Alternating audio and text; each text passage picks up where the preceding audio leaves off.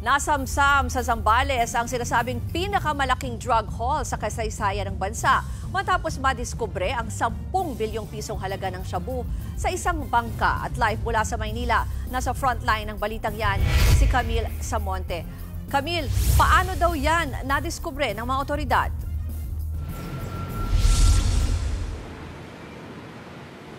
Ruth, aabot nga sa isa't kalahating toneladang shabu ang nakumpiska ng Northern Luzon Naval Command at Philippine Drug Enforcement Agency o PDEA sa laot ng Zambales. Ayon sa mga otoridad, may halaga itong 10 bilyong piso. Ito na rin daw ang pinakamalaking drug haul sa kasaysayan ng bansa ayon sa Philippine Navy.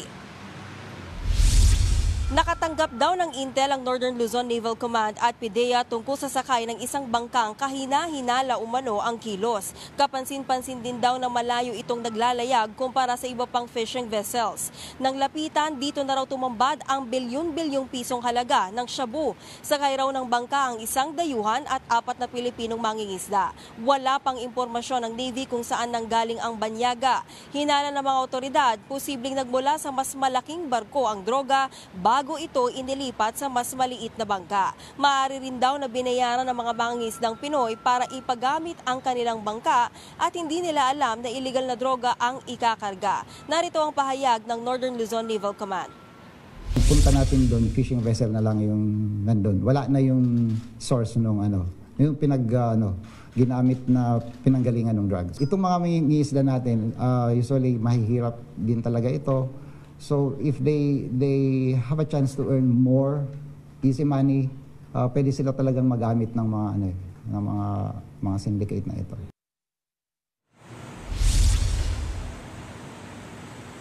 Ruth, dadalhin ng nakumpiskang droga sa Naval Operating Base sa Subic para sa documentation kasama ng PDEA.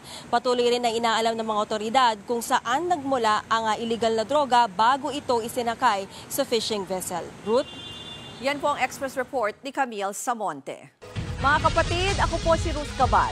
Maging maalam at may pakialam sa mga may init at rumaratsyadang balita sa Frontline Express. Para maging updated sa balitaan, mag-subscribe lang sa social media pages ng News 5.